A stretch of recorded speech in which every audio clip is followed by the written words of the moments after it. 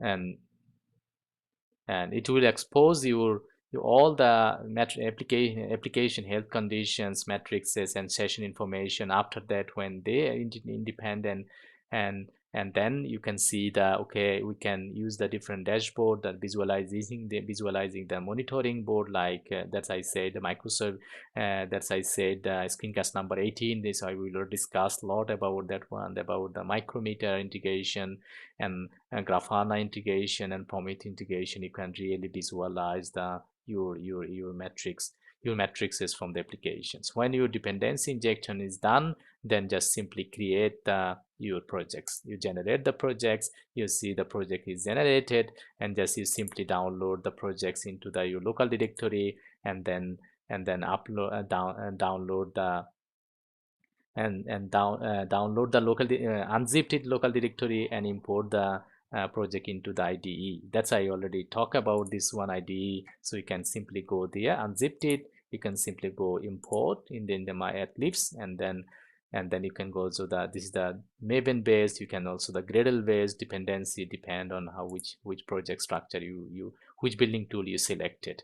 That's the depend. So we did the Maven based projects, that import existing Maven projects and look for the projects we are located. What we already did it here. So you see the all the project located here, your Grafana, the Grafana projects. So Redis, Grafana, and then so on and so forth. Just select it, and the Grafana project, it's automatically imported. And then no, sorry, this is the Grafana project. Just you select it and import it. We just already did it, the import, and then finish it. That's this already project is there. So that's why it says the Grafana already imported into the workspace. That's why you got the idea. Just simply seeing the pom.xml files, and you got the idea what I mean, how it works. So after the finishing, after importing the project will come to here, and with only the basic how can say the main class methods. This is the main class methods is auto already I configure. It should come with only the Spring Boot applications. So with the main class methods, this is the main entry point for your application. Is very simple, but we already program it. We implementation is done. So I don't like to make it a really live programming, but that's I said we already implemented, and we try to share with you how can you start. And then even though we can put we will put our source code into our UVSoftGroup GitHub. You can take from the GitHub. If you are not clear about that one, you can go to the GitHub, clone it, and look for the possibilities, how is adjust it your use cases, and get the clear idea how can you start the implementations, and so on and so forth. So we already imported our projects, and then what we need start the implementation. So let's start the implementation. So that's I said this is the really professional structure for implementing your projects. That means if a default, everybody knows the default structure of the Maven project, like src main.java, and then src main.resources, and then you have the src source.test.java. all the testing is there. So it's the basic structure of your Maven projects. And after that, now I get the idea of what the resources is located, all the properties file is located, and then all application.properties and EML files. That's one. And then you have some really structured ways. So you have a configuration package, you have a model package, you have a repository package, all the repository definition that you need or that your use cases. And resources means that you're all the controller definitions, and then you have a service interface, and then you have a service implementation. That's I said this is the professional structure. Please follow this structure, how we are developing the last 10 or 15 years to implement the microservices or any web applications. This is with the Maven or Gradle is exactly same, but dependency is maintained by the build.gradle files. So it's form.xml files, and then so on and so forth. So let's discuss about the GemFire configuration class. So we define the package, all the package, configuration, model, repository, and resource controller package or resource package, and service package, and service implementation package. Maybe you need the utility package, you can also add it, but this is the standard structure and professional way to do.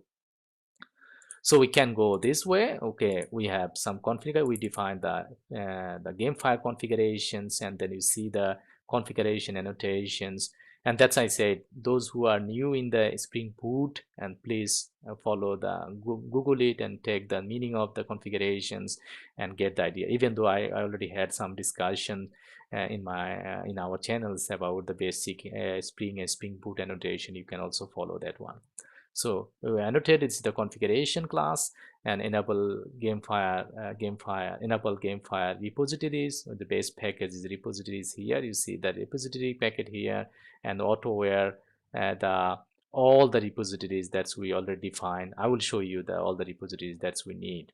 So define the repositories and get the properties files from the application.properties files, and then which are the cache factory bean. We define the cache factory bean, and then we pass the GemFire properties files. So it's easy. We set the names and the name and level of zeros, and this is the name of the application, the primary application names of your main class methods. So if we define the bean with the different, we need the three different bean. That's I already said in the presentations. We need the data requirements. We have all bean definitions, and then you see the bean name is address, location, bean informations, and then auto-where the local region factory beans, and we passed our domain models. This is our domain model, and this is the GemFire cache, and then set the necessary information that we need. So we cache the cache information, set the false, and this is our set the name of the bean and the name of the cache, and then we say persist false, and then periodical, and so on and so forth. This is service center info, exactly the same thing, just different domain models. That's we have it here, domain models. If I go to the domain models that I need to discuss a little bit more, and also this is the service center info domain model, and this is the consumer service info consumer domain models. So every domain models need some bean definitions, and the local region factory beans. Maybe you have different ideas or different concept to implement this one, but we found it like the standard way, standard approach to implement. So service center info, bean definition, and then exactly the same thing in the service consumer info bean definition. So your configuration is done, and then now we will go to our model definitions. That's what we said in the presentation. We need the models. That's the requirement was. So it has this is just those who don't know the region is annotation is the equivalent to the entity models, like from JPA or Hibernate. Then is equivalent to entity, or is the equivalent also the tables. So region, and this is the table name. It's like database table name. This is the region means this is the equivalent to the table name. You can see. So it has ID, the primary key. It has a primary key long ID. It has the address ID, reference ID, the district, Thana, district name, district Thana, and Upojala name, ward number, street names, street number, road types, and road names, and building name, building floor numbers, where their address is located. And finally, it has the the latitude and longitude of your address. Means it's in every step that I said, this is the applications is containing the geo and non-geo part. That's I said in my channels. I have many examples how can geo functionalities works. That's I show in the channels. There's a lot of example about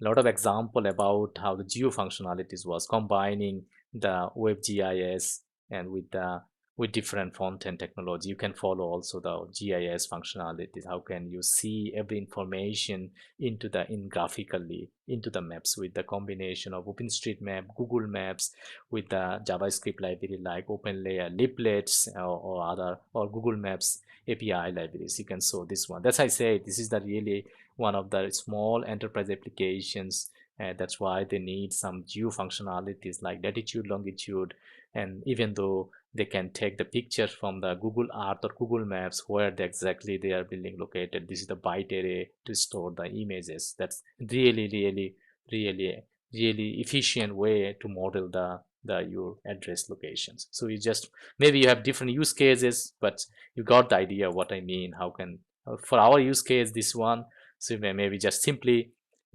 you put it your use cases and build the REST API. That's very simple,